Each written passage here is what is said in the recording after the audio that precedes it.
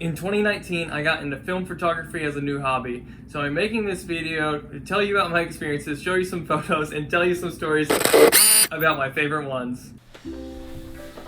Okay, so let's actually.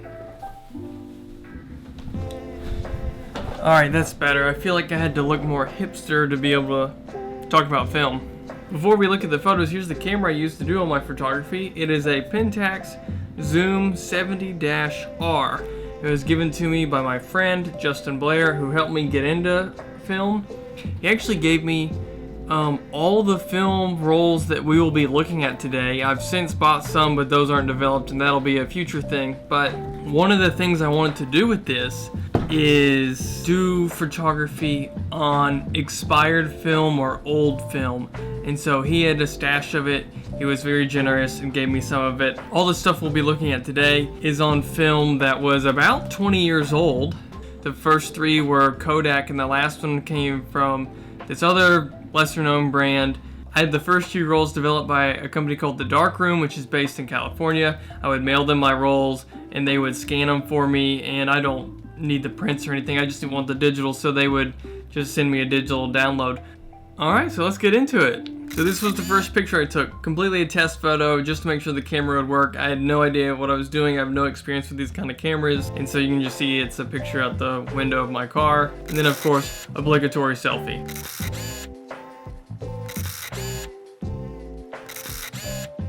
I took the camera to my friend Jeremy's birthday party. That's him right there. Another selfie.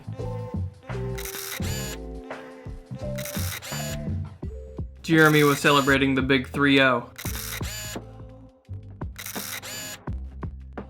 This is one of my favorites off this roll. We took my grandma May to the lake, and this is her sitting with my sister Lindsay. I don't have anything technical to say about this picture. Most all of these pictures on the camera were taken on auto mode with just a little bit of zoom here and there. But I love this one because it's my family. On pictures like this, I'm not sure if I just didn't know what I was doing or if film just isn't capable of taking pictures in dark spaces like this. This was probably taken on auto. I don't know why the flash didn't go, but it's obviously too dark, and even the edited version just isn't that good. If you're gonna take pictures outside of Waffle House at night, use the flash. Obligatory photo of Tiger. There is something interesting here. These are the last two pictures on the roll. You can see this one has a light leak, and the one next to it, you can see a little bit of double exposure in the bottom right hand corner. We're now on roll number 2, well into summertime. Another dark photo where the flash should have been on. I don't know if pictures like these where I've shifted the color so much are edited correctly from a technical or a creative standpoint, but I like them regardless. I think the one on the right looks way more true to how it actually looked that day, so that's why I put it so blue.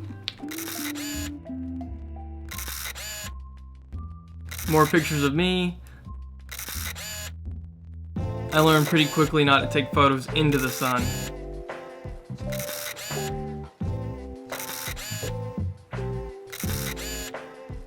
This one and the next few were taken at night, and I was really surprised at how well the film was able to capture all of this. The flash was on for all of them. I was even surprised at how well I could edit them to bring out the skin tones you can see on this one between the original and the edited, how much more depth there is to the edited version.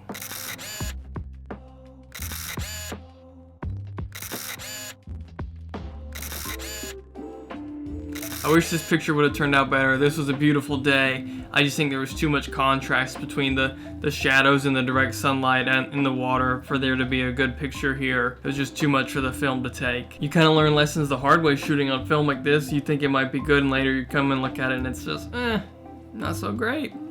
But that's how it is. You only get one shot. This is near the beginning of the third roll, and this picture's out of focus, which is strange to me because most of the other ones were in focus, and this was not in a dark room, and the flash was on, so maybe there's some kind of fluke here. I had my finger over the sensor. I don't know what it is, but Lindsay and Coleman, sorry, it's blurry. I think I'd just gotten that haircut.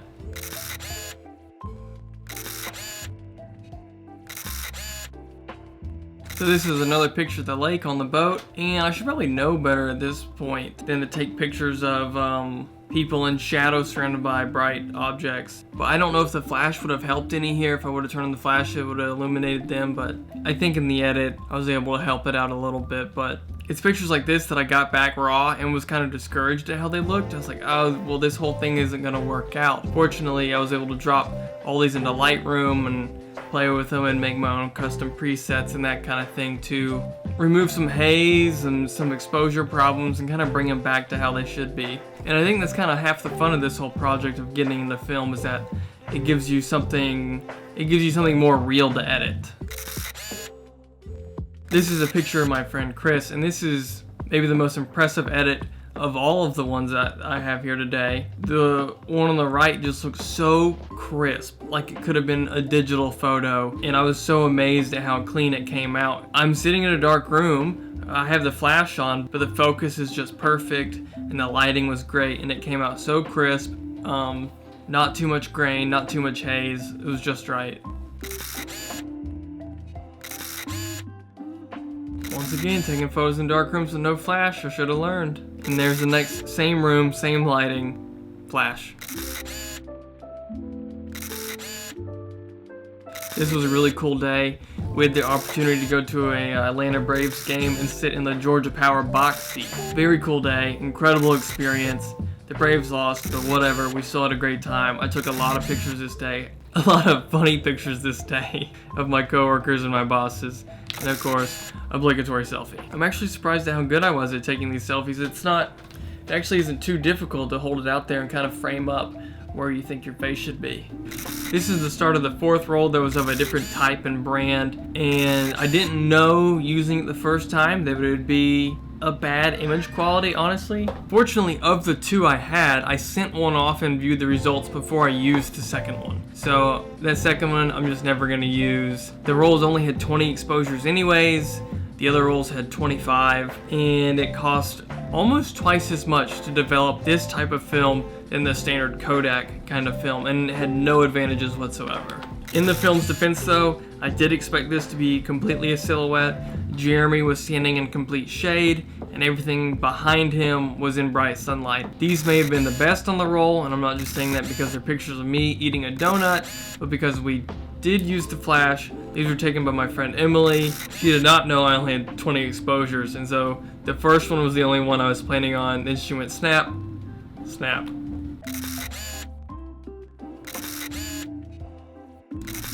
Partway through editing this roll, I started to find that going black and white could make these images appear a little bit better, so this is the first of those. It really does make it look cool, like this photo was sitting in an old farmhouse.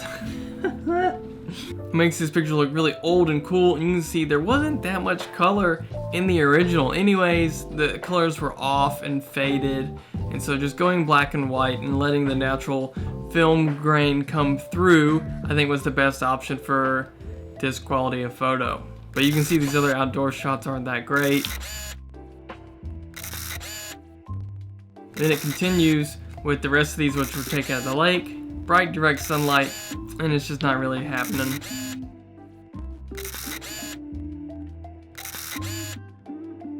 And this is the last one, Tori doing the Superman. So these were the first 96 photos I took with this camera, but they were not all the photos I took with this camera in 2019. These were just all of the ones that were taken on old or expired film. After this kind of experimentation with the camera, I've bought entirely new film, and I've taken lots of photos there, and I'll probably do another video once I get all those developed. But I'd like to say thanks again to my friend Justin for giving me this camera and giving me the film to get started. Thank you so very much. I really appreciate it. And thanks to the Darkroom for developing my photos. Tell them I sent you, and I'll get nothing and you'll get nothing. If you enjoyed this video, leave a comment. Tell me which photo was your favorite, and if you were interested, subscribe.